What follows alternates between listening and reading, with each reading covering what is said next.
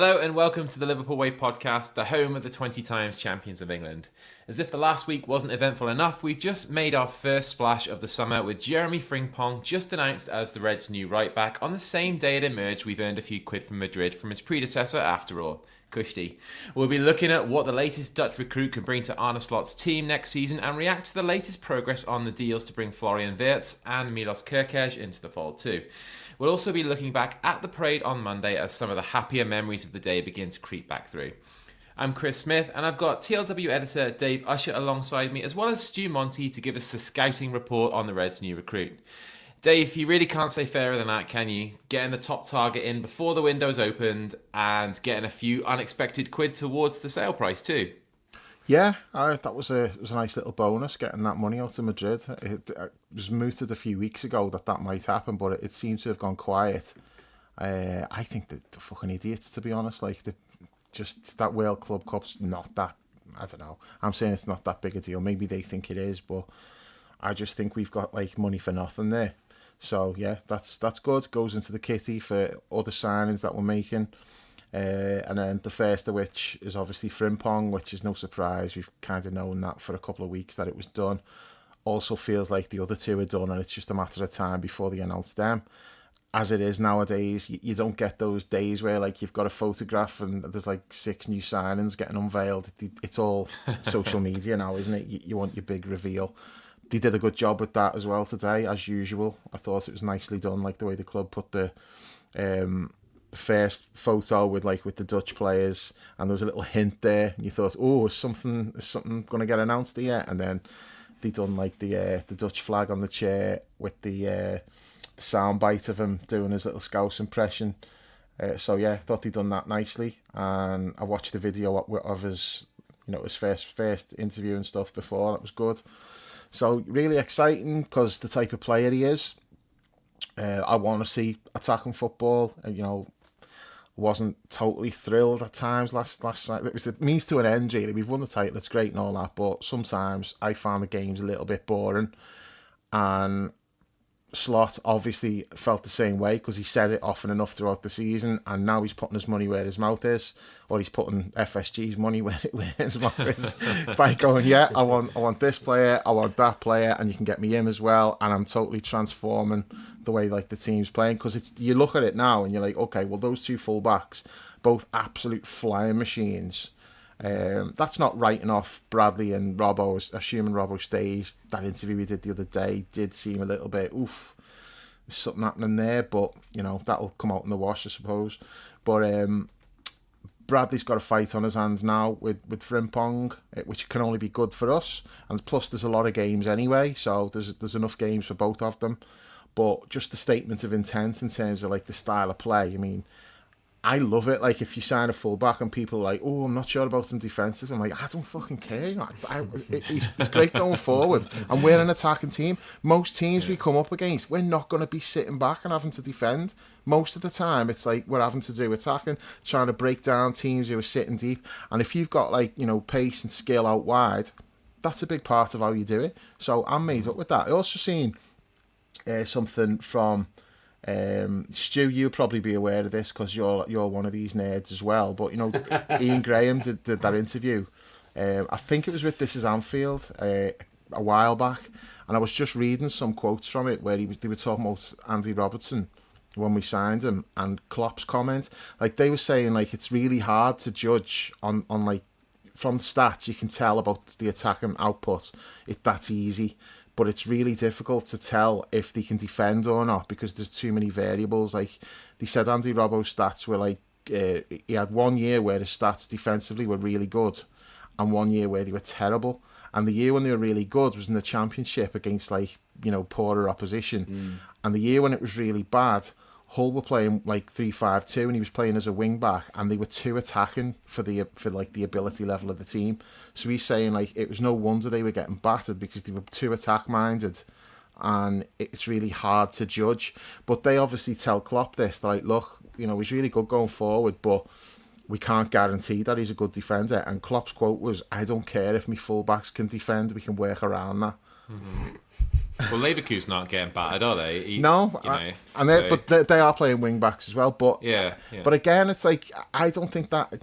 I do think like you can just teach players like that to do like the basics of defending. You can't teach them to be fucking brilliant going forward.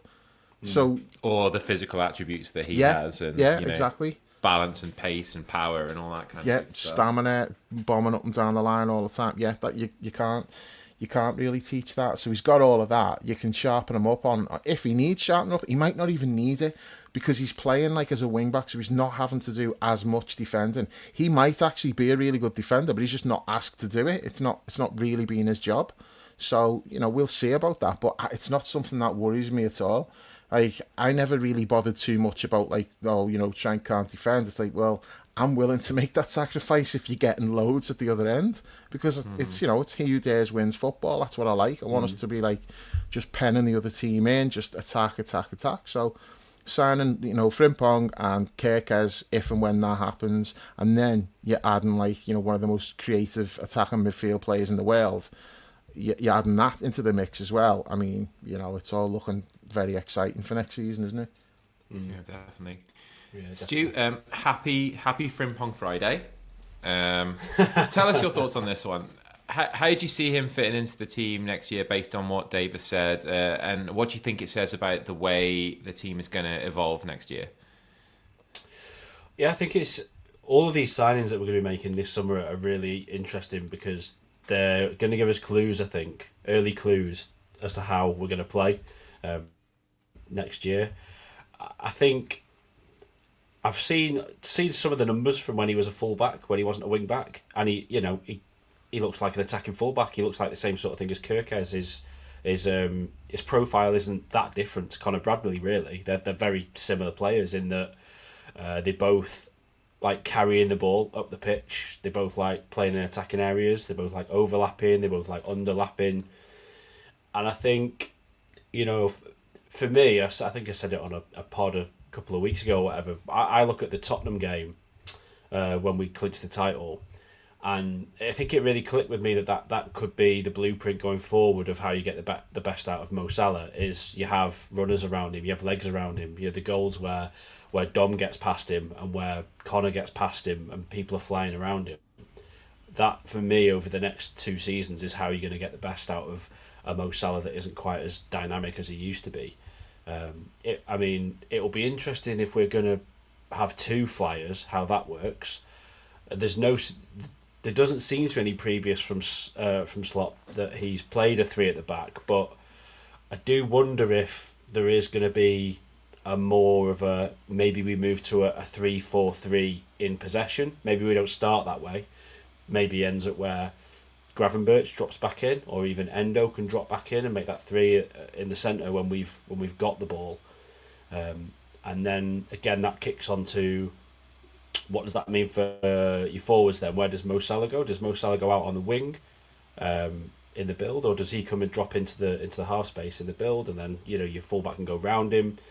I think it gives us options, it gives us flexibility. I think the fact that he's just incredibly quick is a bonus. Literally, one of the quickest players at top level football now. Do you know what I mean? Seeing the stuff on him, he is the quickest footballer. he's the quickest fullback on the planet, sort of thing. So the there's speed a lot that he covers the ground on some of the videos I saw today. It almost looked like it was like sped up. And it's the footage looked like it's sped up. Yeah. The acceleration as well, because obviously, even big centre backs, when you're looking at top speed, big centre backs sometimes can be the quickest player in the team. Cody Gakpo, people used to think, he's a bit sluggish, isn't he? He's one of the quickest players in the team because when you get slow. Yeah, indeed. Didn't matter how many times I told you were talking shit, you still carried on with that. It's a boss nickname, though. But once he gets up to speed, those big lads, they've still got high top speeds. Whereas you look at him, and I think Kerkez is the same. They're absolute shit off a shovel. It's like they're flying from the first point. And so, as Dave's saying, when we're trying to break down these bank defences, I think he's going to be hugely important. We look at this year, we've won this league because we've got the best attack. City's, Arsenal's attack, are not at the same level as our attack, and it looks like we're going to add to that. And there's a misconception sometimes that the best, people say, "Oh, titles are won by defenses." They're not. The most powerful attack wins the league more regularly than the most powerful defense will win the league. I think if you're adding more goals, more firepower, then you can solve other problems with systems, with people covering other people. But yeah, it's interesting and exciting, because what does it mean? Then when we bring other players in, what does that mean? If Florian Wirtz is going to sign, what does that mean for the shape? Where do the midfielders play? But yeah, as Dave was saying, it's got to be exciting, because it means there's more fireworks, and that's what everyone wants to see. I think he looks like he's a great lad from what we can tell. I mean, just in terms of settling in, there's all the Dutch lads there. He's an English guy. He's born in Amsterdam, but he spent time as a youth in Bolton, so no problem settling in England. His parents are here as well, right? Judging by yeah. And nice. even the idea that if we are going to try and take Florian Wirtz as well, that makes the settling in process for him easier. Supposed to be best mates. Yeah. So and the chemistry as well. Mm-hmm. The chemistry, the human side of how easy it is to settle in, and you see from all the stories as well that people are coming to the club, they're impressed by the manager, they're impressed by the culture, so all these things add up. But yeah, I think he's going to be a really useful attacking weapon. I was looking through some of the numbers, and he sort of in goals and expected assists, he gives you about 0.4. So that's he'll do something that will produce a goal 4 games out of 10. That's pretty decent. There are attacking players that's up in the sort of region of I like Yakubu Minte. He's a bit higher than that, but he's still like 0.49. You've got Kulusevski, about the same area. Odegaard, about the same area, and you're getting that from a fullback. So it's even if Kirkes isn't going to provide quite the same on the other side, if we get him, that feels like a lot of firepower that you're throwing into the team. Even if he maybe ends up rotating 60-30 with Bradley some of the time. But yeah, really exciting, and I think indicates direction of travel that's positive. Definitely. And Dave, Stu kind of touched on this, but it was something I noticed as well, watching a few videos of Frimpong, is the assist Conor Bradley had against Brighton, where he's kind of like charging towards the 6-yard box from that inside space from the underlap. Yeah. Like so many of the moments that I saw from Frimpong, got to get used to pronouncing his name correctly. It's like kind of a little, I want to call him Jermaine as well. I don't know why. I keep wanting to call him Jermaine Frimpong, but don't know why that is. But you see him a lot of the time popping up in those areas, not so much on the overlap, but getting inside the box and driving towards the byline and cutting balls back and picking out teammates and that kind of stuff. Like, we were all buzzing when Connor did that. If we can have 2 players on that side offering similar things in that regard, then it bodes really well as well. That's it. When you're up against these park the bus teams, not that Brighton or that. Like obviously, you're talking about that goal against them, but when teams are defending like deep with everyone behind the ball, it's a cliche, but there is only one way to beat them: get round the back. And so if you do that, like Man City did that for years, just those little triangles, and then all of a sudden someone's there at the byline, either across the face of goal or a cut back for someone, and that's how you break those teams down. You don't go through the centre, and I feel like a lot of the time we've tried to go through the centre too much, but if you can do that, it opens up like a whole world of possibilities when you're playing against teams who defend that way, and he is really good at that. And I think Kirkes on the other side, similar story. He likes to get, he's quick and he's got really good acceleration, and he likes to run onto passes and that. So if you can play those little balls behind, and then he can get in and then whip the crosses in. I don't know what Frimpong's actual crossing is like. I know like the cutbacks and stuff, but in terms of his crossing, I've not really watched enough. Kirkes on the other hand, I know we haven't signed him yet, and we'll have a pod for him when we do. But I seen like a fair bit of him last year, and I thought his crossing was fantastic. So that would be like another weapon for us. Yeah. It just seems obvious that Slot's looked at it and gone, okay, wide areas. That's what That's how you're going to get the easy wins. So one of the things that he said last season, wasn't it, was we're very much like a 1-0, 2-1 type team. You know, we're winning games, but we're winning them by like the odd goal. And he's like, I want us to be like a 3-0 team. So that's how you make it more comfortable for yourself. So games aren't in the balance late on. And that was like, you know, we've won the title, but he's looking at it and going, I want it to be easier. You know, I don't want to be having to every game being like, you know, settled by like just one goal. It's in the balance like late on, or maybe like we get the second goal late on or whatever. And I'm not saying that was every game, because obviously we did have some comfortable wins, but there were a lot more close wins than he will have been comfortable with, especially like some of the teams who we had close wins against, you know, Ipswich and Southampton. Like, that's not, you know, you should be putting teams like that away easily. And I think that's what he's looking at. Like, the next step is, okay, you know, we had that extra firepower and those teams just won't be able to handle it. And, you know, you've got, if you're trying to defend us and you've got like Salah doing his thing, and then you've got like marauding players wide, and then you've got Wirtz getting on the ball and making stuff happen, it's going to be really difficult to keep us out. And I think that's clearly what Slot's had in mind. This is the next step. This is what he wants to do. And definitely, Stu, you're starting to see a formulation of the way Slot is thinking now, aren't you? Because for months we sort of talked about, if Trent leaves, what we'll miss in terms of Trent's really, really unique qualities in terms of those passes that no other players see, and his ability to deliver them from different areas of the pitch, and what we've relied on him to do for years. So, you know, we've talked about how another right back coming in can't possibly replace that. So it seems the calculation he's made is that why even try to do that?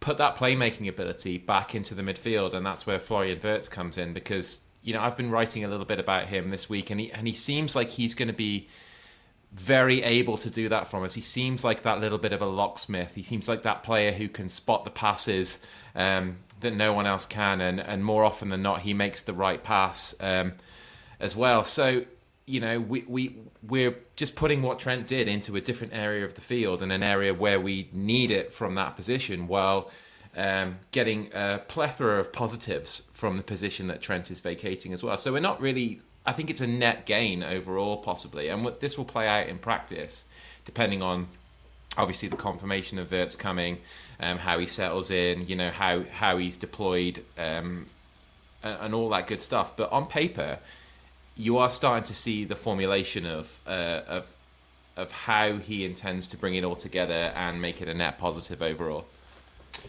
Yeah, I think it's there's two different aspects when you're talking about Wirtz unlocking doors. I think it's more he's going to unlock doors once we've moved up the pitch. So one thing we will lose is we'll lose Trent's 80 metres and we're in straight off the bat, straight, you know, that verticality that he gave us.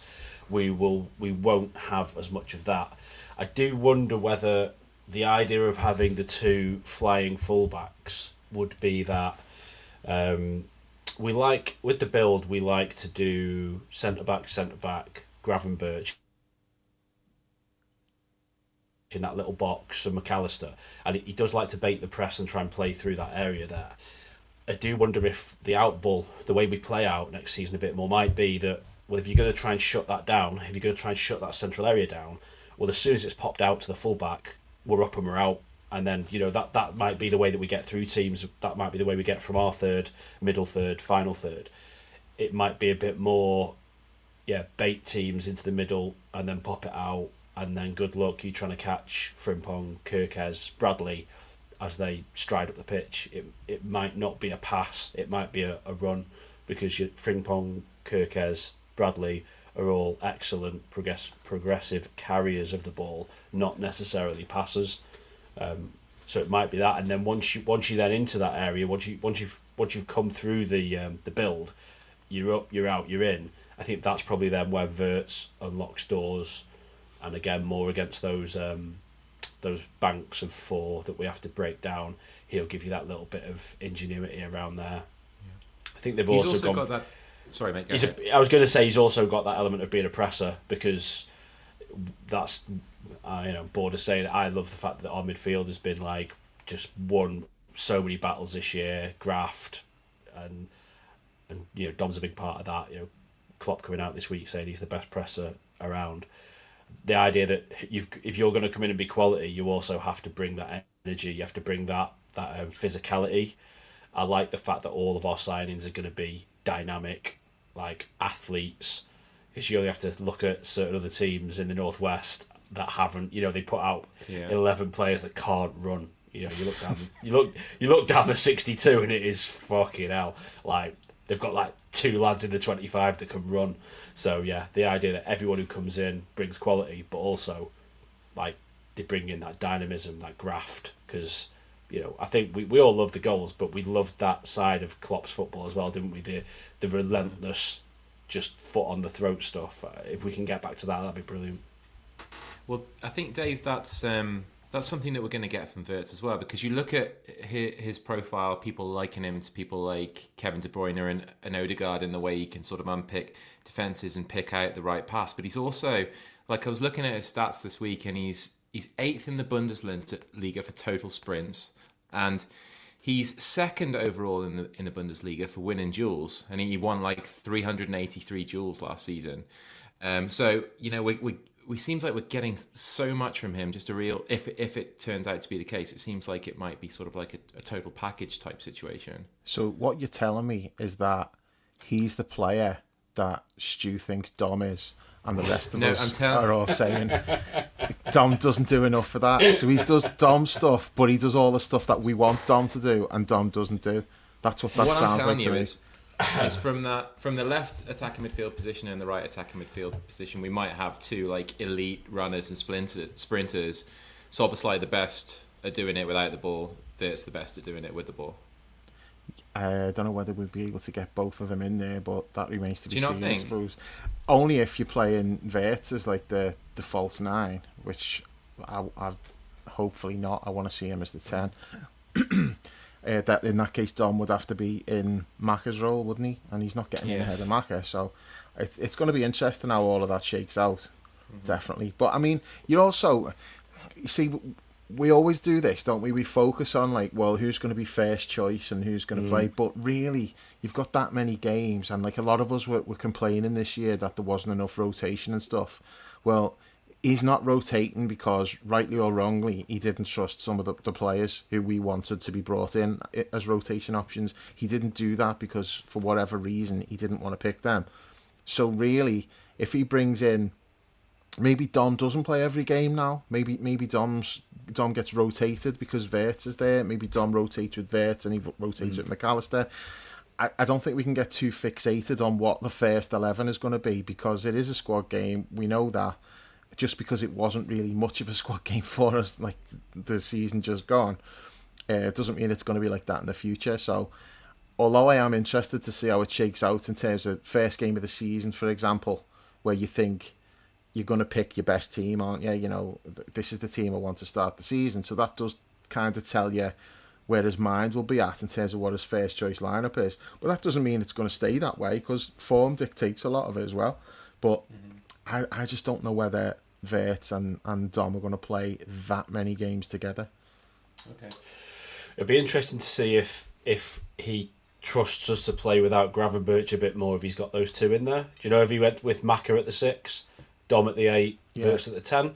Because he's got a bit more legs to get in alongside Macca, maybe he might fancy, like you say, I think it'll be horses for courses and it'll just give us more options. I do like the idea that midfield that's grafted so well this year, that if they're all 10% fresher in a lot of games, then that's got to be a good thing, hasn't it? It puts Curtis another step down the ladder as well, though, doesn't it?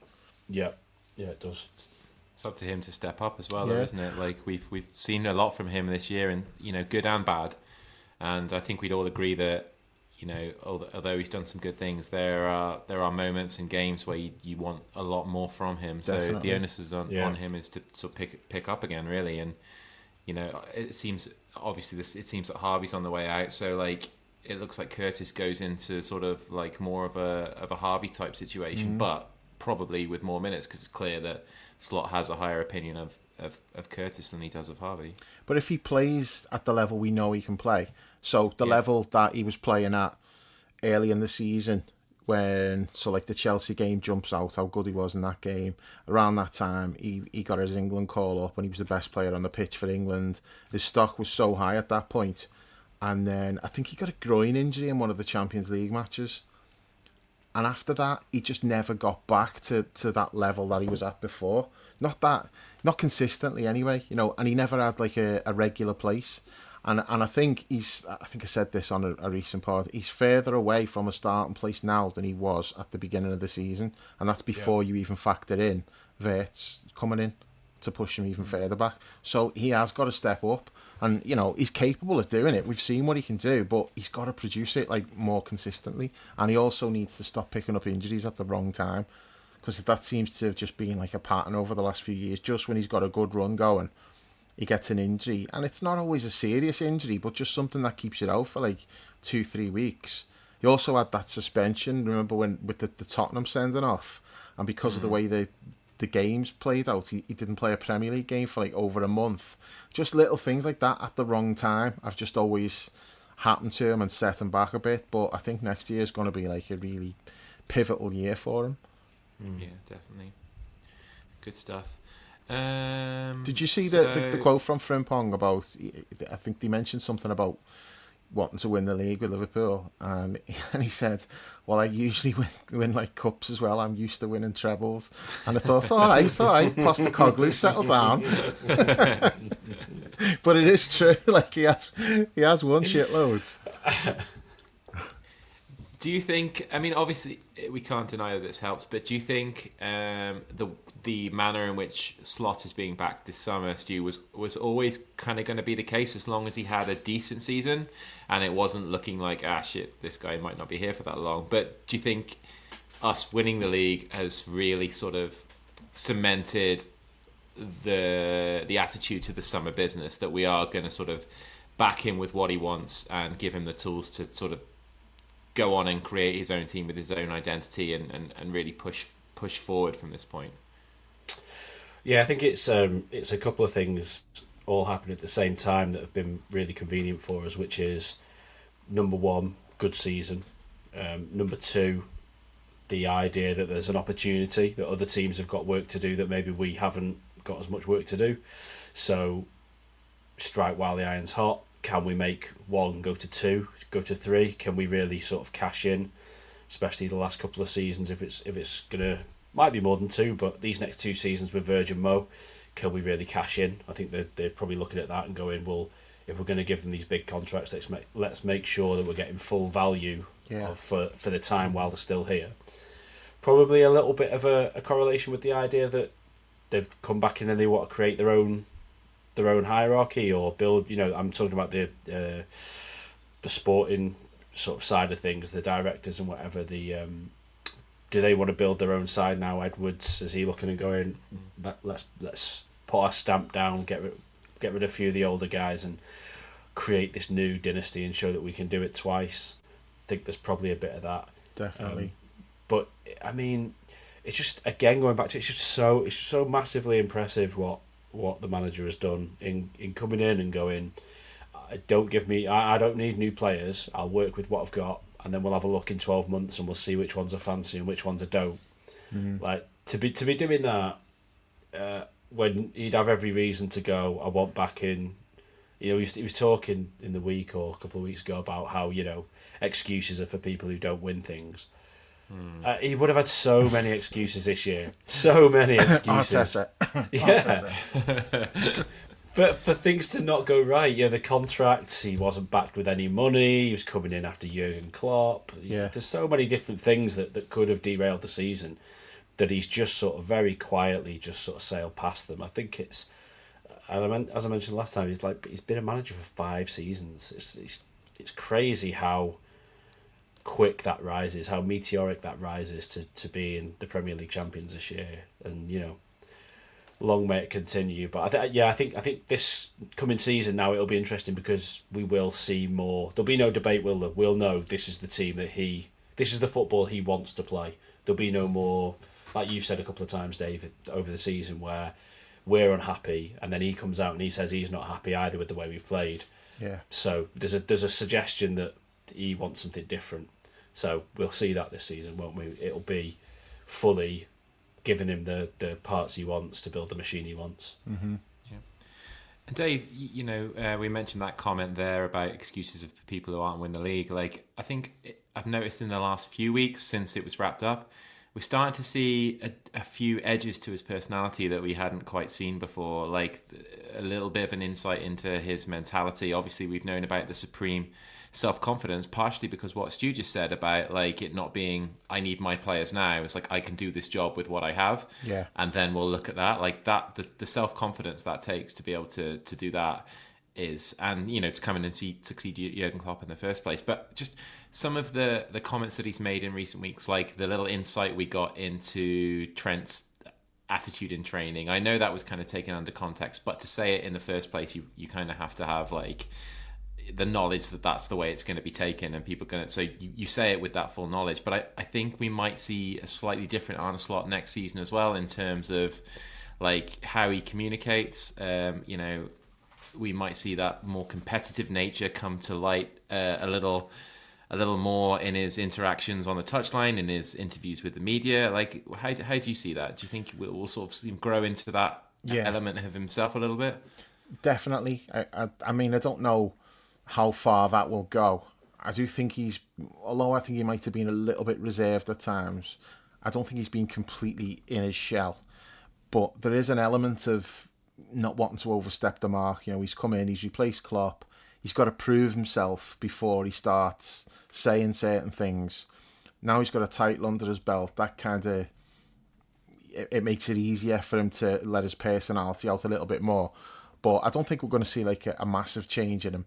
And he has said stuff throughout the season, and he'll say it, and then he'll have to explain. He'll go, "That was a joke." Like he says it to like the press, because when you, like, a classic example is what you mentioned there about what he said about Trent. When you read that, you're like, fucking hell, well, that doesn't look good. When you watch the video, completely different. Like, when you watch the video of what he said about Trent, I don't think Trent could watch that video and see his arse about it. But when you just see the quotes written down with like no context, it kind of did look a bit like, oof, he's having a bit of a go at him there, when he wasn't really. And it was also like, the way it gets reported, it's as though he said it, like when he said there's been times when in training his effort was like not there, and that's like that's putting it mildly, or something like that, he said. And when you see that, you think he's talking about this season, and he actually wasn't. He said it to him last pre-season, and it was based on him watching videos of the training sessions from the season before. So that's where it came from, was like he was watching videos of the training sessions, and he's like, yeah, he's not really putting it in today. And he said to him, I've watched, you can defend, but sometimes you don't want to, which is what I said for years about him. It was never that Trent couldn't defend. It was just sometimes it just looked like he couldn't be arsed. He felt it was beneath him. It was never that he couldn't do it, because we've seen him do it. When he was in his heyday, probably up to when it was him and Robbo, and they were getting the assists, and it was like the competition between them, and they were the two best attacking fullbacks in Europe, and that Trent could defend. When he needed to. I always think back to the games, like the semi-final against City, and quarter-final against City, sorry, when he was marking Sané. And he was brilliant. I'm not saying he won every battle, but that time, Sané was fucking fantastic. He was a sensational player. And Trent had to go head-to-head with him, and did. So he always could defend, but it just, the more it went on, it was like he doesn't really want to do that. Sometimes like it looks like it's beneath him. So Slot saying what he said, it looked like it was a criticism of him, but then when you watch the video, he's joking, and he's like, maybe I've done Xavi Alonso a favour by like getting Trent to focus more on that and stuff. So it was kind of light-hearted when he said it. Yeah. But he has said a lot of stuff, and then he's had to clarify, and he's gone, no, that was a joke, because when you write something down, it doesn't always look like when you watch the video of him saying something. And he has got that edge to him, like where he will make a joke, and then he's like, look, don't take that seriously. But there also is a little bit element of, yeah, he means it. But, I do think like the more confidence confidence probably not the right word, but the more comfortable in his position and in himself he gets, you probably will start to see that come out a bit more. But yeah, not drastic changes. And I also think, going back to what Stu said, it's kind of unheard of for someone to come into a big club and not immediately want to go, right, I want this signing and I want that signing to, you know, to get the ball rolling. For him to just come in and be completely happy with what he had. And especially and also the club, to be fair, you know, it would have been easy for Richard Hughes to just panic and go, yeah, we've got to get signings. I'm getting all kinds of shit from the fans here. Because the fans were going mad about no new signings. Mm-hmm. They didn't panic. They just they stuck to like the plan that they had. Okay, they wanted to get Zubimendi in, so it wasn't a case of we don't want any new players, but they were happy with what they had. And if they could add a player who they really wanted, then they would do. If that player wasn't there, they'll go with what they had, which is what they've done. They won the title with that. But you know, the squad's a year older, so some players are going to move on. There's going to be some players who the manager just doesn't think can play the way he wants to play. Some players, like in Trent's case, decided they wanted to move on. So you are going to have some sort of turnover of players. But there's also that element of like they've been keeping their powder dry. They had money to spend last year, they didn't spend it. So they've got money to spend this year on top of last year's money. There's going to be a shitload of money coming in for players who leave. And they're obviously ready to go and make a big splash. I mean, nobody saw the Wirtz thing coming. That came out of nowhere, and everyone like scoffed at it at first. They were like, "Oh, as if, yeah, right, yeah. Okay, we're going head to head with Man City and Bayern Munich for a player who's 120 million. Yeah, okay." And then it's like, no, that is actually what's happening. And City just immediately had to pull out because they got wind of it that he didn't want to go there. He wanted to come here, and then it's awesome Bayern Munich, and then like the stories start coming out. His family didn't like the way Bayern Munich were handling things. They made him look bad by putting stuff in the press about he's given assurances to sign for them when he hadn't. And they were like, nah, you know what, fuck that. And then obviously we've come in, sold the whole thing to him. Doesn't hurt when you've got like the parade and stuff and players see that and think, fucking hell, I want to be a part of that. So plus the infrastructure, you know, that we're an impressive football club now. Yeah, like well, we are. Did you read that about? Because when we played Leverkusen and they trained, didn't they? They trained at our training ground when we were playing them, and that was one of the things that Bayern Munich fan on Twitter who was absolutely spot on with everything that he said, everything he predicted. It played out exactly as he said it would, and that was one of the things he said was, like Bayern Munich's facilities and that didn't match up to ours, and like you know, and the whole project and like plans for the future, all of that stuff that like Richard Hughes and Slaughter have, like, you know, when they've obviously spoken to him and told him about like the plans where they see him fitting in, they've obviously really impressed him for him to be turning down like City and Bayern Munich. So, you know, I mean the Richard Hughes thing, I didn't like it last year when he was getting all kinds of praise from like certain people in the media when he hadn't done anything. I'm like, look, for all we know, this guy might be great, but he hasn't done anything at this point other than higher slot, which as the season's gone on, you're like, okay, well, he deserves credit for that alone. I mean, never mind like anything that's gone on in the transfer market or contracts and that. The fact is, he went and got on a slot, him and Edwards, you know, between them all. That's a great thing that he's done. So that's a tick in the credit column. But we needed to see, okay, well, what's he going to do in the transfer market? Well, they also got 2 of the 3 contracts done, and you can't blame them in any way, shape or form for not getting the third one done, because you can't physically force somebody to sign a contract who doesn't want to. But, you know, all season long it was like, get the contract sorted, what are you playing at? Well, they got 2 of them sorted.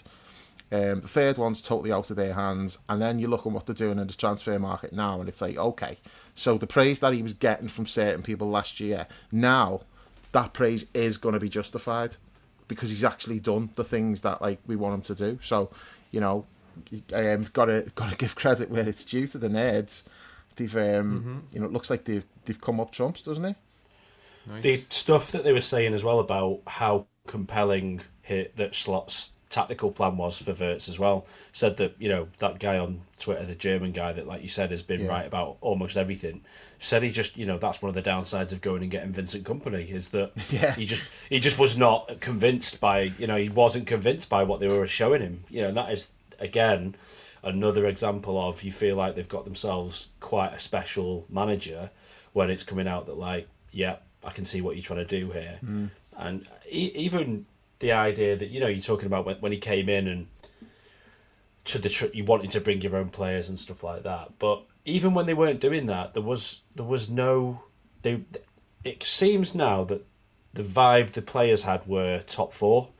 You know, I've heard Maka the other day saying they weren't necessarily coming into this season thinking we're going to win the league.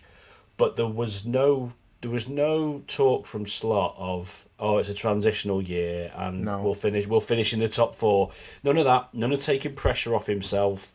And even the bits that you hear about, if he's come in and in pre-season, before all the other senior players are back, he's pulling Mo to one side and talking to him about his warm-up and stuff like that.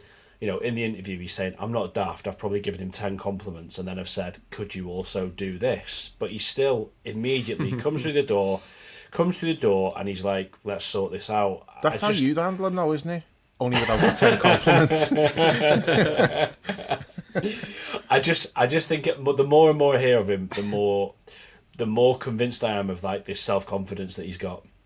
It takes balls to do that, because he doesn't know Mo Salah. He's not worked with him long enough. He doesn't know how Mo's going to take that. Yeah, Mo could be himself. Mo could be a big prima donna and like Ronaldo. You think Ronaldo's going to take that? Yeah. But obviously Mo's not that type of character, and he took it on board, and he's like, actually, yeah, you're right. Because didn't he show him a video? He said, like, look at you when you're walking out, and look at what everyone else does, and all like the young players were just copying. Yeah. What Mo did, and he's like, they're all copying you, so you need to be setting the tone. And then you look at Mo this year, and he was always like that anyway, to be fair. He's always been like first in, last out, all that stuff, but he's really took that leadership on this year, and he knows people copy me, you know, I'm an inspiration to these players, and he took that on board. But yeah, that did take balls, like, to in the first like week or so, to pull Mo and say, look, this is not good, you know, you need to be doing this. Yeah, and I think winning the league as well means he's not going to be shy now, is he? There's no reason for him to be shy pulling anyone he needs to pull over what he needs to pull them. It's like, listen, I came in, we've done this, I'm right, this is what we're doing. But yeah, just as more and more things come out, it's more and more impressive when you look at the competition of what other managers are doing, trying to, you know, take pressure off themselves and talk about projects and whatever. I just think it's more and more impressive, the things that he's done. The things we talked about before, where he wins the title and then he's happy to throw the limelight back onto Jurgen. Insecure manager would not do that. You know, an insecure manager would not be doing that. They'd be trying to take as much of the plaudits as they could for themselves. So yeah, I just think it's not even just really insecure, Stu, just most people. Yeah, just normal, just normal, just making sure they get their flowers. Yeah, someone like Mourinho, not insecure, but you'd be damn sure that he'd be throwing the guy before under the bus and telling everyone how special it was that he won the league. So yeah, just normal standard managers that have got an ego. A lot of them would do that, wouldn't they? Did you see that? There's someone posted a picture on Twitter, like they'd obviously like photoshopped it and that, and it was Benitez and Julia, and he said like somewhere in a parallel universe, and it was Julia singing the Benitez song, and Rafa singing a later at Julia. I thought that was funny, because that's you know, there was a bit of animosity there. You know, it was Julia's team. A lot, well, not the whole team. Obviously, Rafa brought in some players like Alonso, Garcia, and that, but it was mostly Julia's team, and Julia was not shy in letting people know that. He even went in the dressing room afterwards, didn't he? So he wasn't shy in letting them know that these were his pliers. Remember, he used to call them pliers. Fuck's that? What's that? That's me fucking Apple Pod thing going off again because of something I've said. The fuck? Well, unplug the bastard. What the fuck? Well, this is new. Yeah, it's actually happened once before. Could have if been you worse. remember. That has happened before, and it must have been like, it must have thought I'd said somewhere along the line, I must have said like the SIRI word. Yeah. And it's just gone off on one. But man. Julian and Benitez, that is kind of more normal than Klopp and Slot. You would expect there to be a little bit of needle there, and jealousy from the outgoing manager, insecurity from like the new manager, but there was obviously none of that, because it just tells you a lot about like the character of both of them, really. Which it obviously starts from what Klopp did, singing his name and that sets the ball rolling, and Slot must have been so appreciative of that. Plus, we don't know what conversations they've had throughout the season. I imagine they have been in like semi-regular contact about stuff, so Yeah.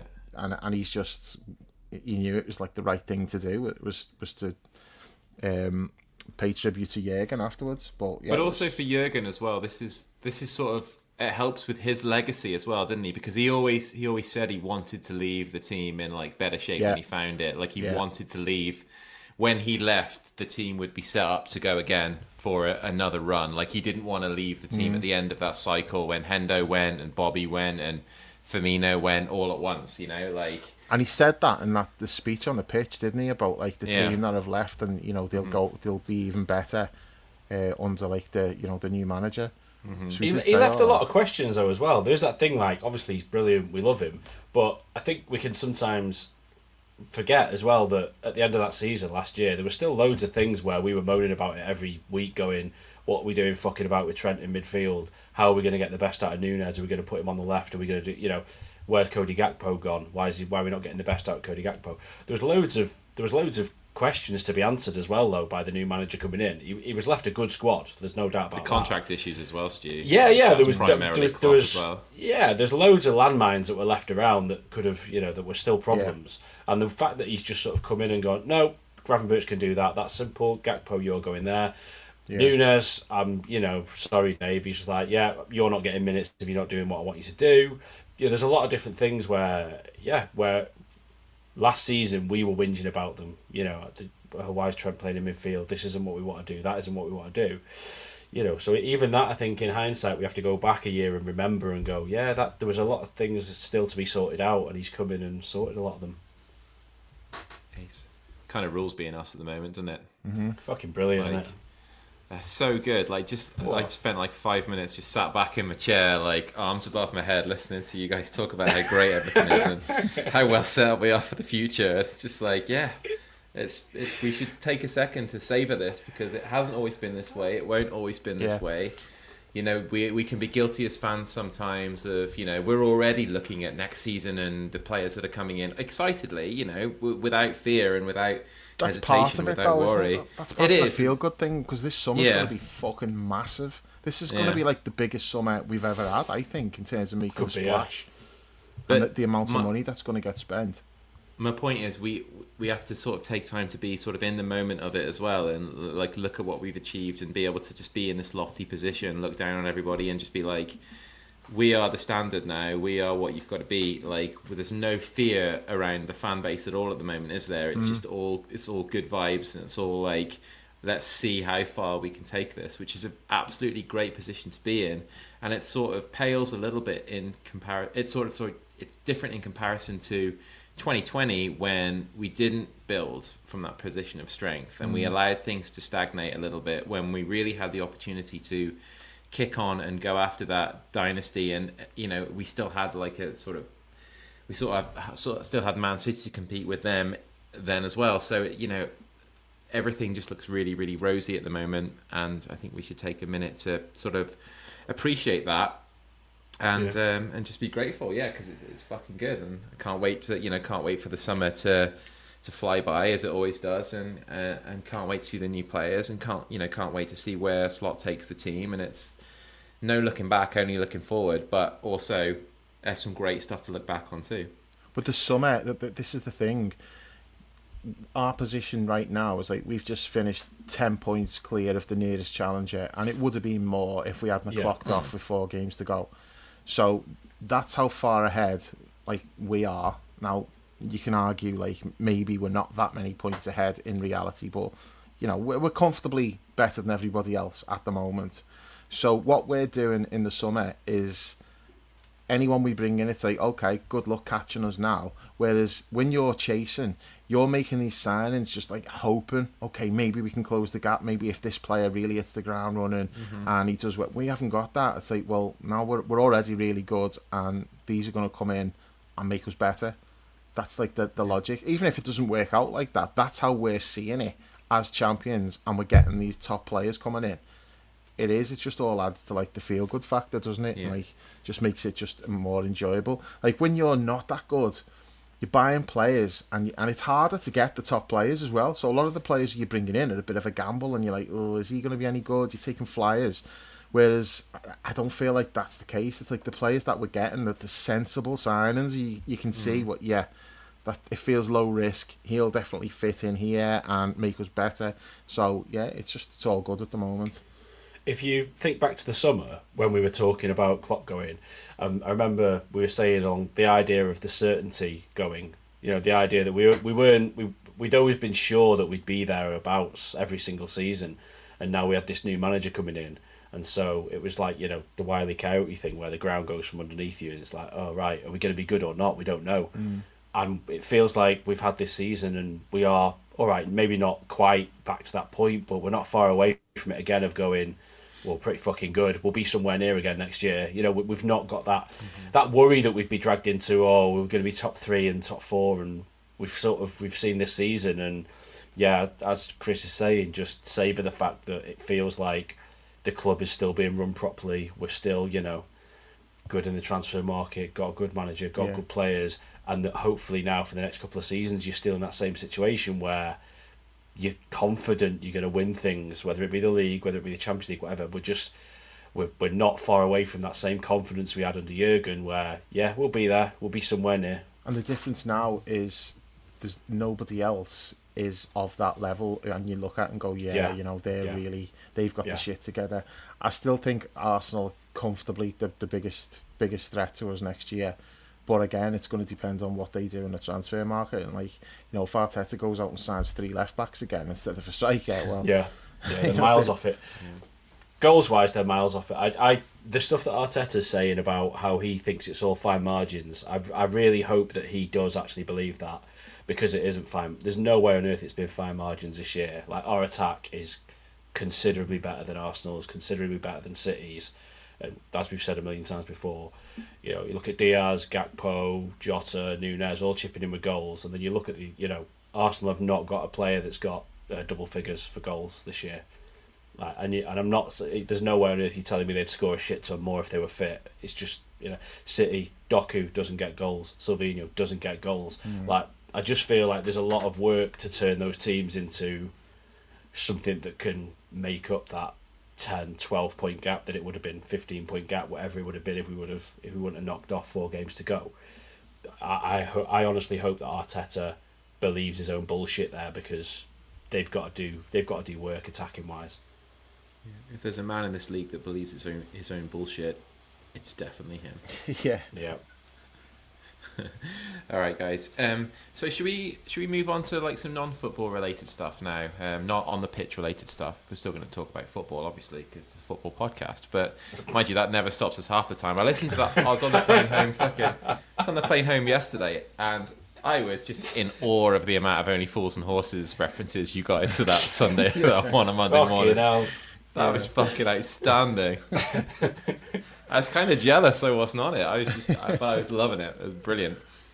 Yeah, it was good.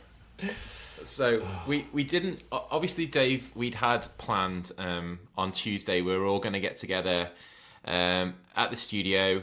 We were going to record a pod together. That didn't feel appropriate. It was the right call to not do it, giving everything that happened at the end of the parade on Monday night, how much uncertainty was floating around then, and sort of how much sadness there was, and how much the events of Monday night had tarred what had been up to that point just one of the all-time best weekends, up there, you know, maybe even the best for a lot of people of their time of following the Reds. So we made the right call not to do that. Of everything that's transpired in the last few days, with the news that those who were hurt seem to be recovering well, all the noises about that are positive unless I've missed something. Seeing the players sort of put out their content, and the club, after, you know, a respectful pause and doing the right thing on that front as well, seeing the players and the club starting to put out their stuff, you know, their experiences of the day before before the terrible events on Water Street, some of the nice memories of what happened are beginning to shine through. Some of the good experiences, some of the great content is beginning to shine through, and the positive side of what happened on Monday is beginning to emerge now, I feel. Yeah, I seen Gareth Roberts on the overlap, and I feel like the expression he used was, "We can reclaim the day now." Yeah, And I think that's right. It's like, if people had lost their lives, that the whole thing about like the parade, it'd be a completely taboo subject. It'd never be spoken about anymore. We probably wouldn't have parades again, or it would be massively scaled down.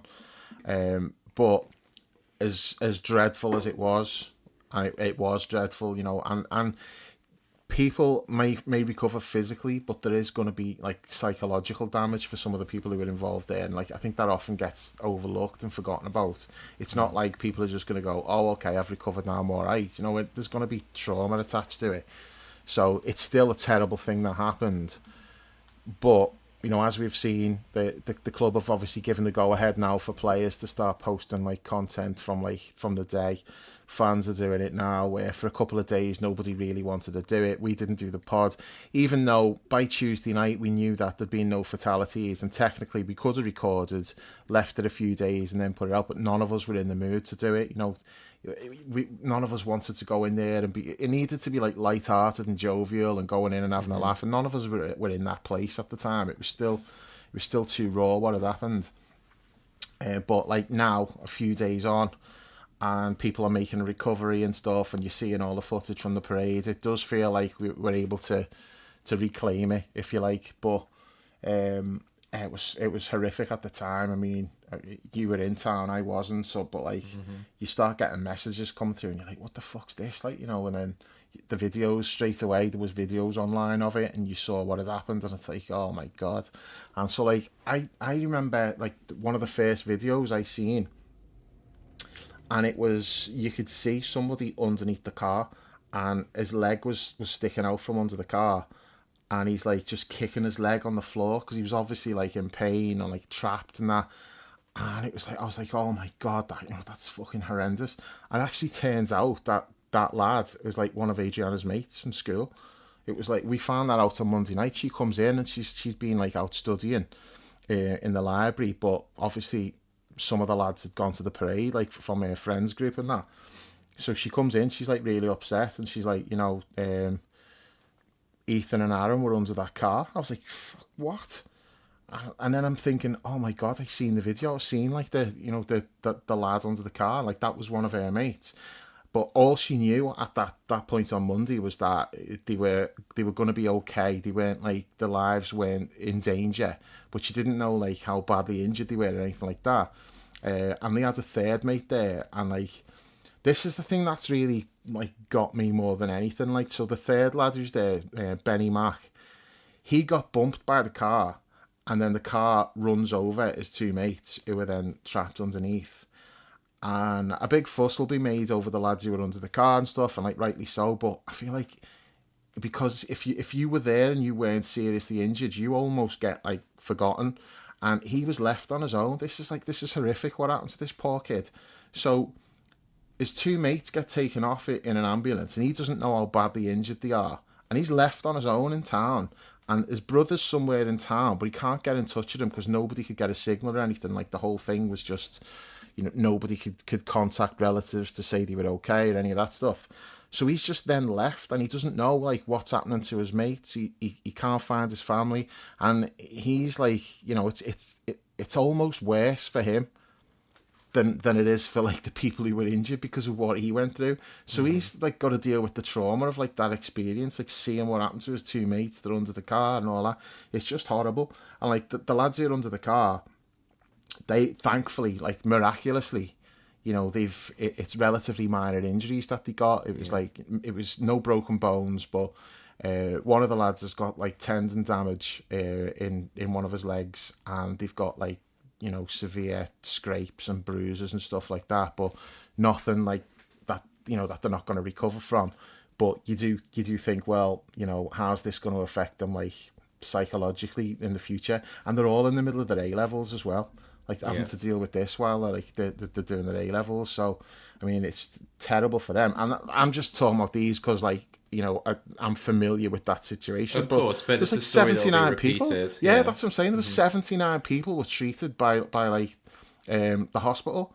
So, but what I just keep thinking, okay, so there's those 79, but what about the ones who weren't treated? Like, you know, like Benny Mac, like he's still affected by it. So it's affected so many more people than just the ones who actually were physically injured and needed treatment. It's just awful, like what they've had to go through in that. But so on the Tuesday morning, they both got let out of hospital, and I'm thinking I want to do something for them, but like, you know, what can I do? So I thought I'm gonna just drop Cara a text and say, can you just send them a video message? So I messaged them and I told them the situation, like some of Adriana's mates from school were there was 4 people under the car and 2 of them were her mates and that. I said, you know, is there any chance you just send them a video just saying, like, you know, keep your spirits up, stay strong, just that sort of thing. And so he replies straight away and he's like, where did he live? I'll go and see them. So I'm like, fucking hell. I mean, he was ready to go there and then, like, go to the houses, but obviously that it takes some organising. You've got to make sure, like, 1, they're going to be in, 2, they're up for visitors and stuff. And so, like, I said, like, look, I'll get Adriana to sort it, and, you know, we'll find out, like, whether they're going to be in and that. And he said, okay, we'll tell them, like, I'll come down at tea time. So he was going to go and visit them all individually. But I'm thinking it's probably better if they could all be in the one place, and he can just go to the one place and spend more time there rather than have to do like 3 trips. So they all went to Ethan's house, and Cara went there, like, spent an hour with them, and, like, you know, by the time he leaves, they're all buzzing. Then, you know, they're messaging the mates, and, you know, it really, like, lifted the spirits and that. So I just thought that was like. I wasn't even surprised because that's who he is. He just does stuff like that all the time. But, you know, you just think, what a guy. That's, you know, just a top fella doing that for them. And also thank you for doing that as well, Dave. Like, that was a really nice, thoughtful thing that you did as well to step up. Like, you know, if I know he's sound and everything, but it still takes something to go to think of doing that and you know, get in touch with him for them. So that, you know, you should give yourself a lot of credit for that as well, because it was a really lovely thing that you did. It was only a small thing that I did, but I just wanted to do something to just try to lift the spirits. And I'm thinking, you know, what else can I do? That was kind of the only real option to me. I thought, well, yeah, I can do that. But you could go around and with one of your old finishing compilations on VHS and bring some VHS cheeky bastard. bring some They've suffered enough. bring some portions of chips around. You know, sit around and talk about your good times. But listen to this though. This is class. So one of the lads, Ethan, like Adriana was telling me, she said, like, you know, she said, I forgot to tell you this, but a couple of weeks ago, she said, like, he says stuff like this all the time, but, like, his favourite player is Darwin. And he said, like, a couple of weeks ago, he was like, I wish I had his phone number just so I could message him every day and just tell him, like, how boss he is and to just ignore all the haters. And I'm like, I think that all the time as well. That's so mad. I was like, that's exactly what I think. But apparently, like the club obviously know, like, all the people, like, the club are in the community department's in touch with the hospitals and all that, so they know, like, everyone who was injured and stuff. And apparently they're getting, like the lads, like Ethan and Aaron, are getting like match-worn shirts, and Ethan's getting Darwin's shirt. I'm like, oh, that's boss. And I'm thinking, should I say I was under that car as well? But no, Adriana was with Aaron yesterday, and she said, like, he was, you know, his spirits were up. He was, like, making light of it, but he also said about, like, what he went through and that. And I'm not going to go into it here because it's, like, private and stuff. But yeah, just terrifying for them, really. Like, at the time, what they had to go through. But, you know, kids are resilient, aren't they? They bounce back. So I'm hoping, like, that it's not going to leave any lasting psychological trauma with them. But, you know, who knows? If I was in that position and a Liverpool player came around and to see me, I think it would sort of get me buzzing and get me on the right side of things and balances the scales a bit, doesn't it? When you're thinking back of the memory. you think, Stops oh, you that sinking deeper, and it yeah. brings you out of it, you know. So instead of it just being like this horrible, like traumatic thing and nothing else, it's like you think of that, but then you'd also think, oh, Carragher was in my house, you know, like, so Yeah. kind of does balance the scales a little bit. So, and it did lift the spirits. So, you know, and the thing is, like, I'm telling this story, but Carragher would never tell that story. I mean, he was on the overlap today, and they were talking about it. He never mentioned it. Like, he could easily have said, because like the lads who Gareth Roberts was talking about are these lads. It's like, I think Gareth's kids go to the same school, but you know, Carragher at no point said, yeah, you know, I went to see them and spoke to them. He just didn't say, because it's just not. He does stuff all the time that people don't know about, and he never publicised it. It's just not. It's not why he's doing it. But I'm telling it because I just think people need to know that he did that, and what a nice thing it was. Like, he was ready to drop everything immediately. He was like, "Give me the address. I'll just go there now." Yeah. You maybe people wouldn't give him as much shit when he comes out and just says something, gives his opinion about Mo's contract or something like that. You know, if they knew that if he was doing all this stuff, so just something to bear in mind. And you know, you speak about the lifting of the spirits. Obviously, I was in town, but wasn't affected by anything that happened. We were well out of Dodge by then. But the first time I really had a proper smile after what had happened was Tuesday night when you shared the picture with me of the lads all sat on the couch with him together, and just, you know, that really, really lifted my spirits. I just felt genuinely happy at that time. So it was really lovely, really, really lovely. Tuesday was horrible. I just felt like shit all day, and that massively lifted my spirits, mainly because I was worrying about the lads. And then when you see, like, you know, like Adriana said, oh, they're all like buzzing about it and saying how great it was and all that, and you just think, okay, that's a nice thing that Cara's done for them there, and it's helped. You know, it's helped raise the spirits and that. But then I also think, I mean, there's so many other people who need that. You know, so many other people will be struggling to process like what they've been through and that. And yeah, it's absolutely horrendous. But at the same time, I do feel like it's a miracle that nobody was killed. When you watch the video and you think how many people were hit by the car. I mean, we saw like the one when the guy just bounces up in the air off it. You know, well, obviously, I don't know what his injuries are, but you know, he's okay. It's not like life threatening or anything. So it is a miracle that nobody was killed, and because of that, and this is it's really awkward saying this without it coming across wrong, because the most important thing is that nobody died. So like, let me stress that is the most important thing. And if like, God forbid, someone had died, then the whole thing about parades is secondary to that. That would be like the main thing. But because, you know, we're able to now know, okay, nobody was killed, it was a terrible thing that happened, but you can still look back and as Gareth had said, like, reclaim the day. And that's what people are doing now. You know, it's like you're looking at like the footage for the parade and how many people were there. That was the thing for me. We've seen these parades before, and I'm like, yeah, there's fucking loads of people in town. This was like just next level. And you're seeing photos from like railway stations all around the country. Crazy. Yeah. And they're all full. It like doesn't matter where in the country it is. Like, I've seen Leeds, London, Birmingham, Manchester, everywhere. And you're like, fucking hell, look how many people are descending on Liverpool for this parade. If I can share my experience on that firsthand a little bit, like, just came into town, stayed with my mate Paulie in Netherton the night before. My mum and sister drove up and parked to his, and we got the train into town. And I was... What time did you get in? Midday. Yeah. I was absolutely astonished by how many people were already in town. The bars were chocker at midday. When you went, Matthew Street was as busy as I've ever seen that place, ever. Williamson Square was the same.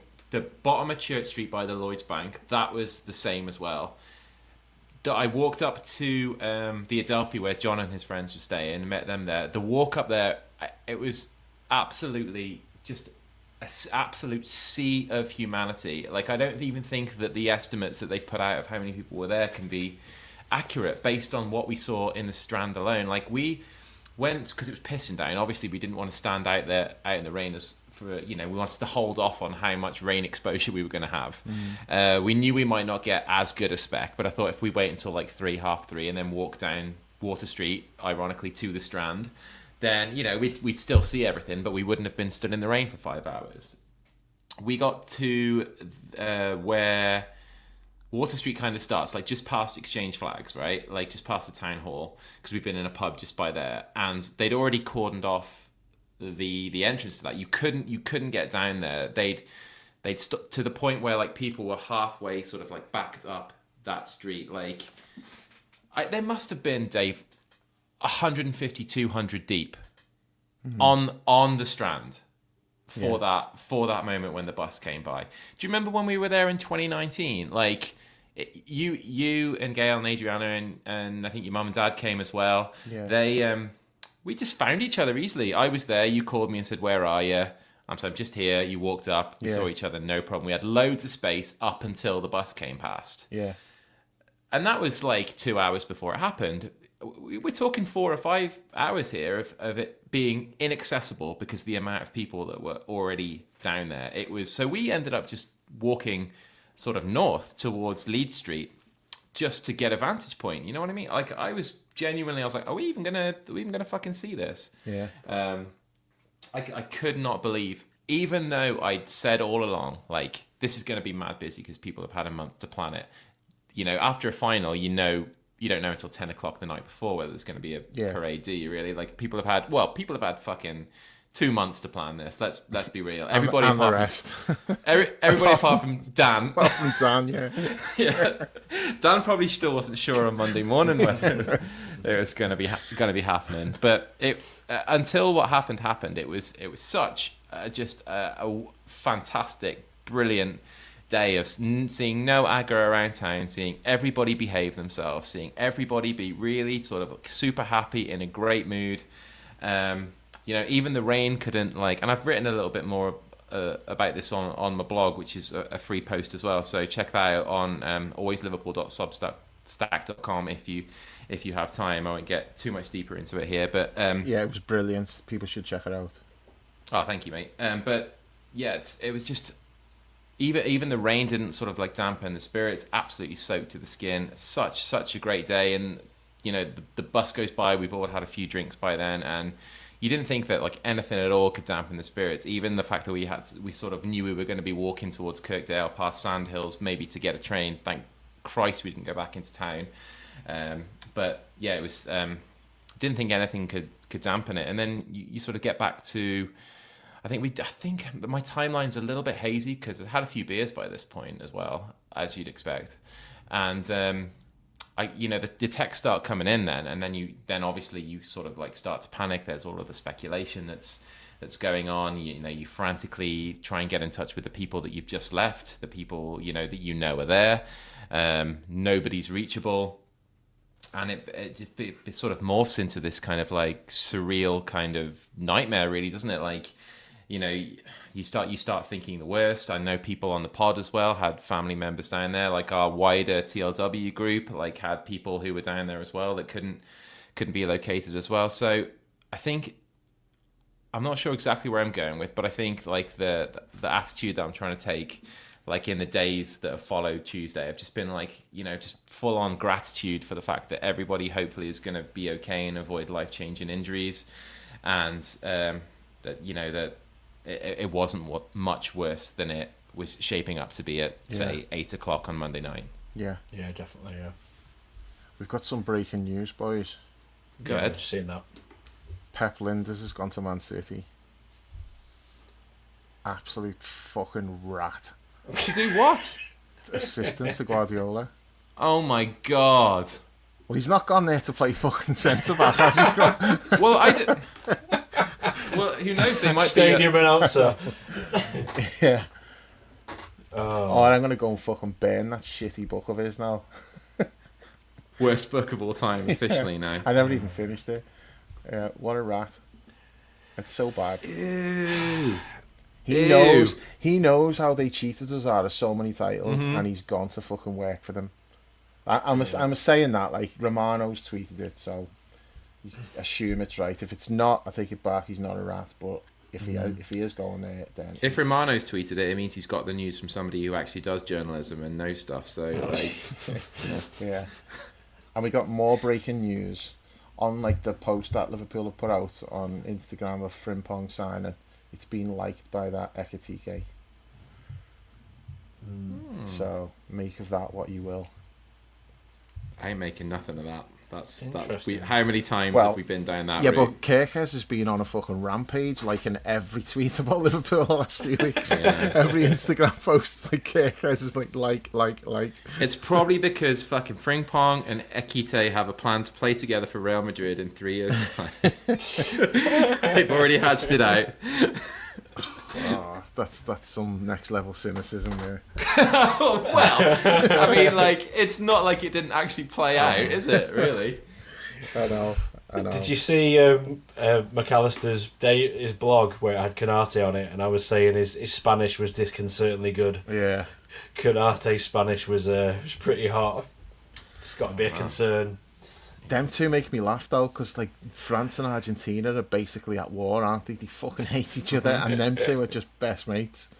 Yeah. You just always see them together, like love each other. But yeah, their two countries have basically just declared war on each other after that final.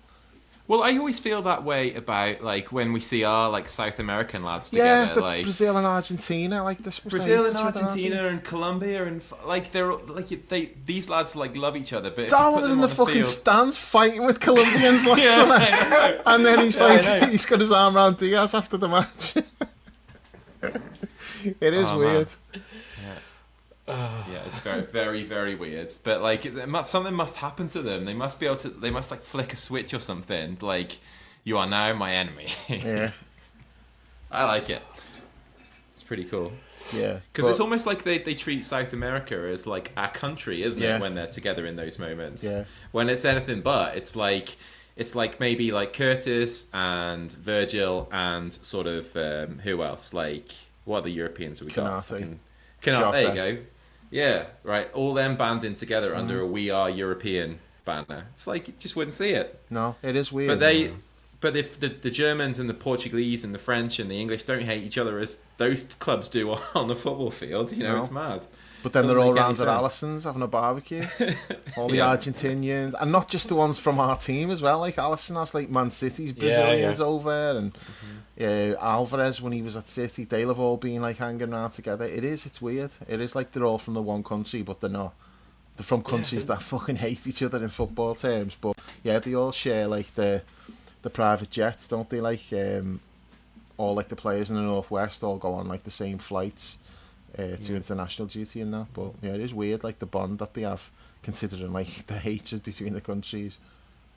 Ugh, I'm sickened by that Pep Blinders news. Yeah. Fucking what a scumbag! Yeah, I think we're gonna get that. He's proved that old "what is he without Jurgen Klopp" adage, hasn't he? Like, you know, I think he's an absolute bum whenever he's not surrounded by Jurgen Klopp. So I think that's the case as well. Stu, I mean, have you got anything to weigh in on that in terms of like? What do you think? I think he's an assistant. No, I think he's probably one of those guys that's an excellent assistant. I've never thought he's a number two. Literally, he's a fucking number two. He hasn't got the charisma. I don't think. Whenever I've seen him, he's never been compelling that he'd be able to like manage on his own. He's scrappy too. He's not Scooby. Yeah, I get the idea that Guardiola is a genius and you might want to coach with him, but maybe do it somewhere else. Don't do it at City. But then I suppose the opportunity doesn't come up elsewhere. I just feel like, why shit on your legacy? Maybe you've had such a great time at Liverpool. You've been such an important part of us being decent.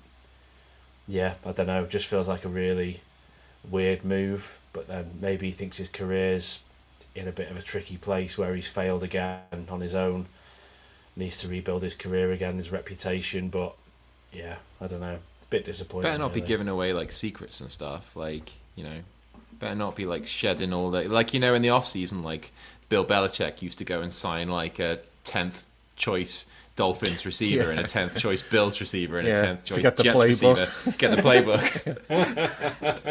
And then he'd cut a few of them he'd turn into absolute superstars like Wes Welker or whatever, and the rest of them he'd just cut before the start of the season. So maybe Pep like gets like he's there until like August, and then he gets his walking papers after that. So, oh dear, I'm disgusted. Yeah, I am as well. Genuinely disgusted by that. Well, this playbook will have Trent wandering into midfield, won't it? Because he's obsessed with that. So Yeah. that's probably needs an upgrade, a systems upgrade on his playbook.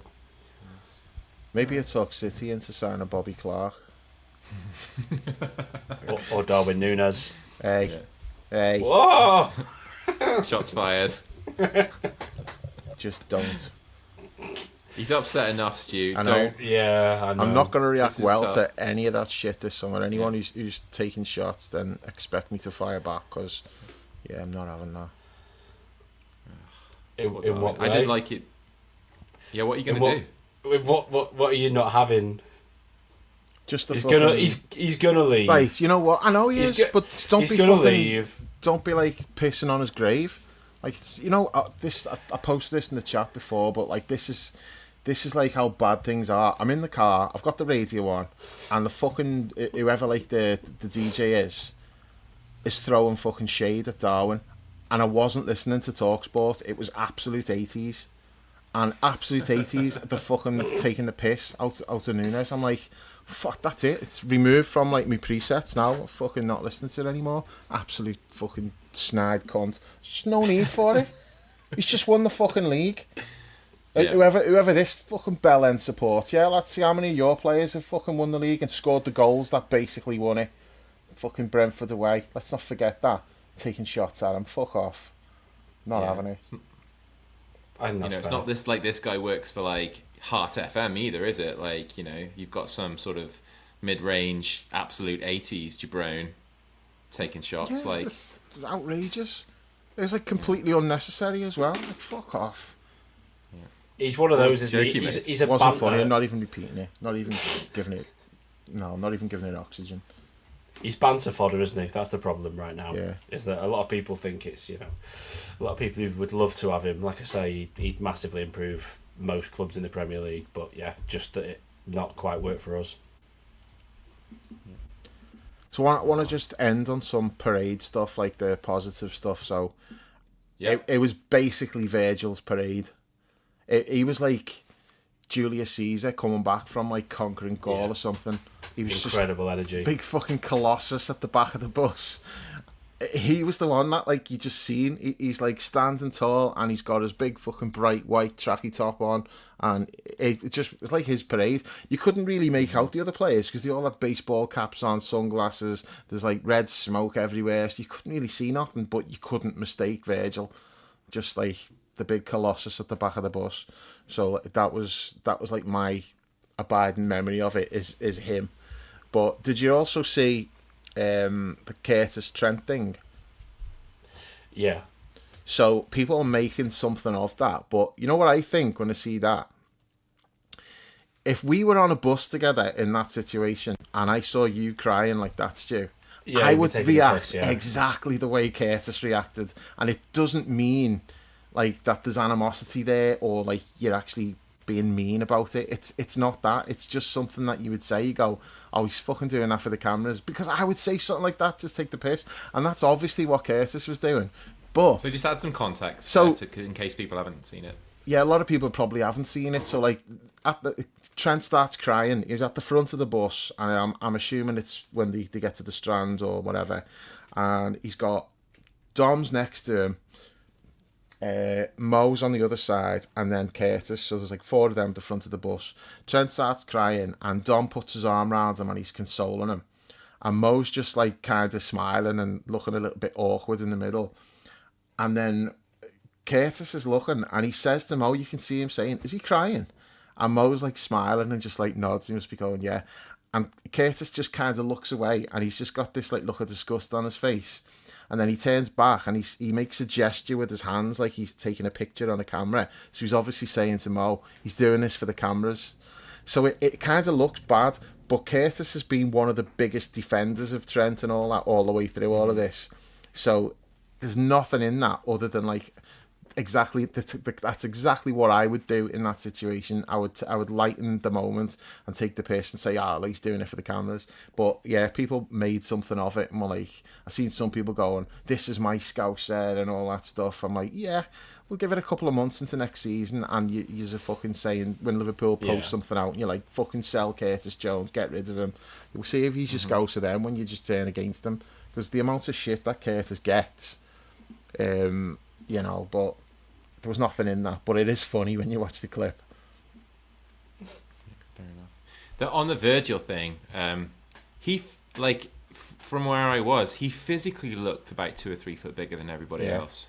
Yeah. Like he looked absolutely enormous. He just towered, and I think he was on some kind of plinth or something. But like, just the sheer size of the man, and he's a man that looks bigger in certain moments as well, isn't he? Because his aura, is so.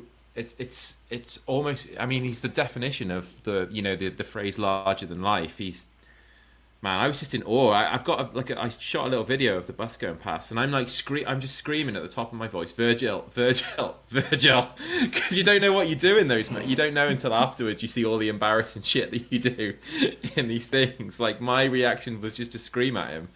But yeah, he looked amazing, and that jacket's nice as well, isn't it? It is, yeah. God damn, it's almost enough to forgive Nike for 7 or 8 years of atrocious kits that we've had. Yeah, it is nice.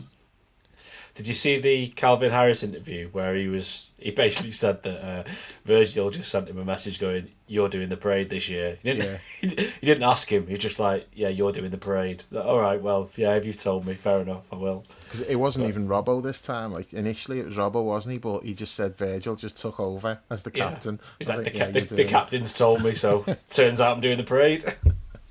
Yeah, it was Virgil's parade. There's no doubt about it. There were some nice moments, actually, weren't there? There were some bits with Chiesa, and there was a funny one again with Curtis where he was making out that Diaz was pretending he couldn't speak English properly, and yeah, there were some nice little bits and bobs on the bus. Yeah, the South American lads, not all of them, obviously Alisson does loads of interviews, but Diaz and Darwin can speak much better English than he let on, but it gets them out to doing interviews, doesn't it? Because Diaz even hammed that up, and he did, didn't he? Yeah, he wasn't even... What did he say? He said something like, I'm very good. And I'm like, yeah, he's taking the piss. Definitely taking the piss. But went into like Julio Giorgio from the Fast Show back in the day. Yeah. But Chiesa, though, what a guy. Good. Oh, man. Do you think he'll still be here next year? Do you think there's any chance he'll still be here, or they'll ship him back to... No, I don't see any way how he can still be here. But then, when you look at the interview that Slot did a couple of weeks ago, and he said, has he got a future here? And he could have just said, we'll see how he comes back for pre-season, and, there's a lot of things can happen between now and then, but, there's no reason why he can't stay.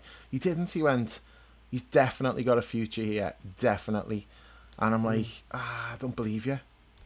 I don't think you can say he's definitely got a future here. I just don't. Because even, like, the last game of the season, McAllister wasn't available. There may well have been somebody else who missed out, I'm not sure, but Chiesa still couldn't get on a 9-man bench. So how is that going to change next year? Okay, so Darwin leaves, but someone comes in, and Chiesa's still... It's not like he's moving up the pecking order. I don't see how... I want him to stay, and I want him to get opportunities, and I want him to be great, because, we love him. He's like such a lovely fella, and he's just got like this lovely face that's just always like... such an expressive face where, like, he's either looking at something in absolute wonder or he's smiling, and you just want to, like, squeeze his cheeks, don't you, and ruffle his hair. He's just such a likeable guy. We all love him. But I also feel like that's a bit disrespectful, because he's a fucking top player. Like, his reputation, everything he's achieved in the game, and we kind of look at him like he's a mascot, or like on like a similar level to like Costas or someone like that. Like, no disrespect to Costas, but Chiesa was one of the top players in Europe a few years ago, and now he's been reduced to being like mighty red.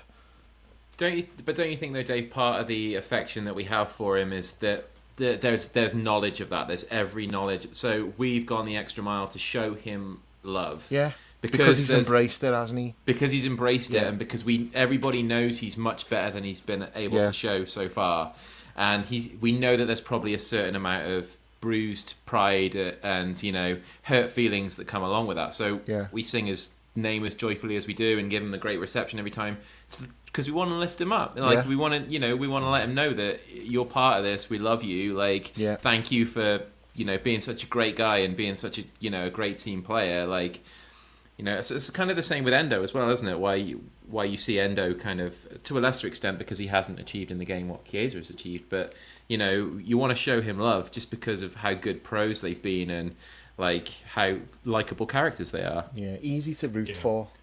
But I mean, Stu, do you think he's going to be here? You see, the thing I can't get around is that there are no sub minutes out on that wing, are there? So how do you keep your second right forward happy or involved, or because there just aren't substitute minutes out on that wing, really. He's not substitute anyway a lot of the time. But I think there might be more substitute. But then why with Mo? I think they should. I think they should, but that's a difficulty, because then you've got to manage Mo Salah. The reason why Mo Salah's got so many goals, so many assists, is partly because he plays so many minutes as well. He's always available. That's a superpower. Being available all the time is incredible. But what is the point putting Chiesa on the bench if you know you're not going to hook Mo? Which we just don't really. We just don't do it. Even in the games where he's out clearly having a bad day, because it doesn't matter when Mo Salah's having a bad day. He'll just go. The first good thing he does might be on 60 minutes, and he'll get you a goal. So I'm not saying it's wrong that we don't hook him. I'm just saying that we don't. So unless that's going to change, I don't really see a benefit to having Chiesa around. If you were going to say that there's going to be more periods of 20 minutes, 30 minutes at the end of a game for someone on that wing, I'd keep him, because I think his value is probably as low now, his stock price, his share price is probably as low now as it'll be, because he's not played any minutes. I think if you give him 10, 15 appearances next season, his value suddenly jumps. There's a World Cup. Italy he'll be playing in the Italy side. All the major clubs in Italy still want him, because we don't realise he's a big player in Italy. So when we signed him, I was like, you're never going to lose money on that deal. I just didn't see how you could possibly... You're always going to be able to sell him back for what you bought him for. But yeah, I just don't know. If we're not going to change that, if we're not going to change the amount of minutes that we're giving Mo, then there probably isn't that much point in having him out there, because you could probably throw Frimpong out there, or you can move things around or whatever. So it'd be a shame. I'd like to see him stay. I'd like to see him get a bit more rotation, a couple more. When we're 2-0 up, throw him on. When we need a goal and Mo isn't playing well, maybe you throw him on. But mostly probably not like a dead rubber Champions League game or a fucking away game at Plymouth in the FA Cup or something. When he's playing not with like the demeaning ones. But I don't mind that. If he was getting more of them, I wouldn't mind. If you've decided, okay, we're playing Sheffield United, we're playing Sunderland, then we'll give him a game. But Mo doesn't want to be rested, does he? It's quite clear that that is not a thing that Mo he is wants away to for happen. 6 weeks though, with the AFCON. So there is that. Maybe next that's season. the thing then. Yeah. That is a possibility. It might be a factor in it. Yeah, which might not be a bad thing either, that Marmoush will be away as well, won't he? So I think he'll probably be pretty good for them next year. So him being missing at the same time might be quite handy. Did you see that at the end of the Palace game? Did you see Mo with the linesman? No. I saw Did he retire or something? Yeah, so the linesman was retiring, and Slot and Mo both went over to him and were like really, I don't want to say over the top, but like they were hugging him, and like, there was a real affection there. It was just strange to see. And I'm thinking, what's that about? And they said like, oh, the linesman's retiring. And like my first thought was, oh shit, I hope he wasn't the linesman on the main stand side, because 2 or 3 times during that game I may or may not have called him a blind cunt. And if I'd have known it was his last game, I probably wouldn't have done that. But probably would have just called him a blind twat instead. It wasn't him though, it was the other one. The reason it did it was because he missed an offside. Like, not the guy who's retired, the other one. He missed a clear offside, everyone could see it, and everyone's like shouting, and he's running along the line, and he's obviously looking at the pitch, but with his hand he's like wagging his finger at the crowd, and I'm like, oh, I'm not having that, so that's why I lost it, and I shouted that at him, And then he wagged his finger again. I'm like, is he wagging his finger at me? Because I've just called him a blind cunt. I was fuming. But yeah, I'm glad it wasn't that linesman, because it means I can abuse that blind cunt next season as well. But the guy who's retired, I just thought it was really interesting seeing the way like Mo and Slot. I mean, Slot's only been here for a season. But it was like you would expect, when you've had this like relationship with an official over a long period, just there was a genuine warmth there towards this fella. So that was really interesting. But Mo gave him like, a proper hug and was like talking to him and that. And I thought, that's really nice. That linesman's he's gonna remember that, and he's gonna really appreciate it, because it wasn't necessary. We didn't need to do that. We just won the league. And they're going over to him and like congratulating him and wishing him luck and stuff. Just thought that was like really nice of them. Did you see that he was having a chat with the Palace lad as well that got subbed on and then subbed off? Yeah, I saw that. Yeah. Pro Evo Eze. Yeah. Essay. Yeah. No, and again, I thought that was doesn't need to, does he? No, he doesn't need to, but it's just you can just tell he's just like a really nice guy. It'll mean a lot to that kid, won't he? Because it must have been like the low point of his career, and then he's got Mo giving him a pep talk and that. Shows you how seriously they were taking that game, though. When we all thought, he'll be on the beach, and he's hooking people because they're not doing, he's taking off subs because they're not doing a job on a corner. Yeah. Is that what it was? Because I think didn't so, know yeah. exactly what it was. I think on our goal, he didn't do a job he was meant to do or something, and so he got. Yeah, I think that's why he got pulled off. Yeah. Mm. Did you see Slot before the game, like inviting Glasner in for a bevy? Yeah. I do think there's like certain managers who you do that with. You think, he's sad him, and then there's others that you just wouldn't. He's not inviting Arteta in for a bevy, I don't think. No. Guardiola. You do it with Moyes now, wouldn't you? Moyes is mellowed. Moyes is mellowed now, isn't he? Yeah. Moyes is just like, I don't know, he just seems a different guy, doesn't he? Yeah. And Klopp loved him. He's probably the manager who he was closest to. Just seems like a decent fella these days. And I've got to say, the job that he did there when he went back... Done a great job, hasn't he? Yeah. I did not see that coming. I thought they were genuinely in danger of going down, because I didn't think anyone was going to do a better job than Dyche was doing. I thought Dyche was punching above his weight with them, and then Moyes has come in and fucking... Even like Newcastle needed to win that game last week, and Everton went there without the two centre-backs and come away with a 1-0. Like, they shouldn't be able to do that. They haven't got the players to do that. They did, yeah. Newcastle's heads went, didn't they? Apparently it was like the most nervous stadium you've ever experienced. But they're lucky that they're up against Aston Villa, and you can never rely on Aston Villa, as I always say. Even though Aston Villa got massively fucking screwed as well.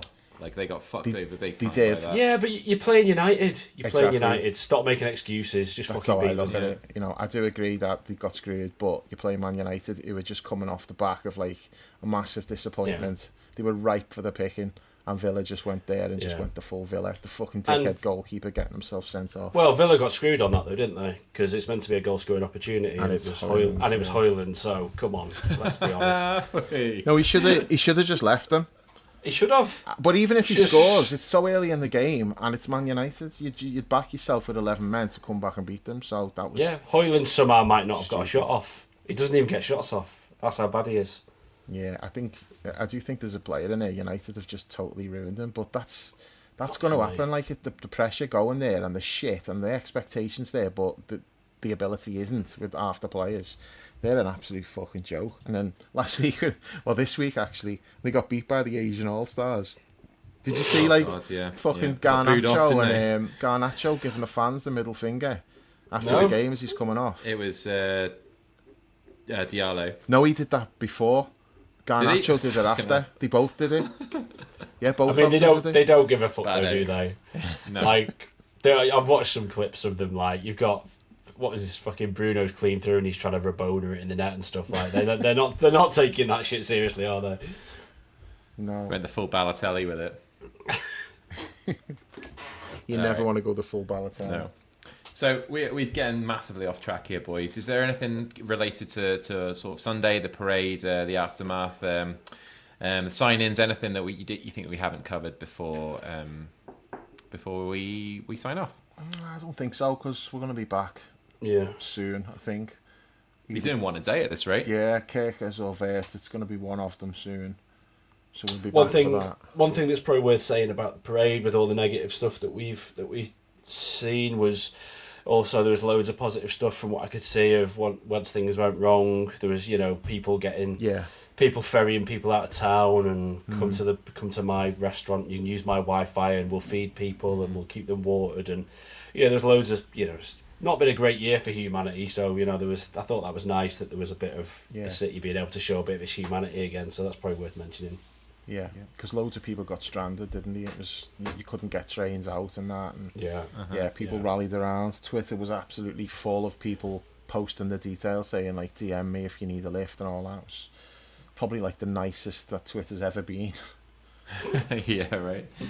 In amongst all the fucking mad shit that was getting posted and still is, but that's a whole new pod on it. Yeah, let's swerve that. Yeah, definitely. Well, it's just nice to focus on that. Like, as I said in my piece I wrote earlier this week, like, adversity never fails to bring out the best in the city and the best of the city's people. It just would be nice if they weren't tested as often as they are. Yeah. Because it fucking sucks. But we can take great heart from that as well, can't we? Just the human element comes through, and everybody pulling together, and really really heartwarming stuff. And I think that's kind of one of the things that's, as an outsider, that separates the city from anywhere else I've ever been.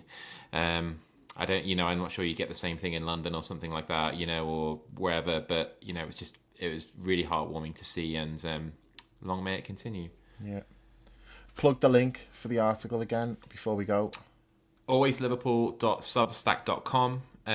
Thanks to everybody who's supported so far.